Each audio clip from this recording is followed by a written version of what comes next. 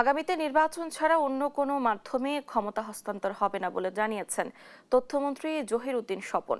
শনিবার সকালে বরিশাল জেলা শিল্পকলা একাডেমি মিলনায়তনে আন্তর্জাতিক মাতৃভাষা দিবস উপলক্ষে আয়োজিত আলোচনা সভায় যোগ দিয়ে তথ্যমন্ত্রী বলেন, অগ্রাধিকার ভিত্তিতে এই মাসের মধ্যেই ফ্যামিলি কার্ড বিতরণ শুরু করা হবে এবং বেকার সমস্যা সমাধানের জন্য রোডম্যাপ তৈরি করা হবে। এছাড়া গণমাধ্যমের অভিভাবক হওয়ার দায়িত্ব নেবে এ সরকার বলেও জানান তিনি।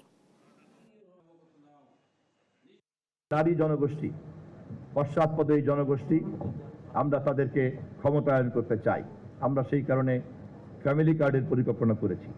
এই মাসের মধ্যেই আমরা ফ্যামিলি কার্ড বন্টনের কাজ শুরু করতে যাচ্ছি। যা যা করা দরকার আমরা তা করার চেষ্টা করছি।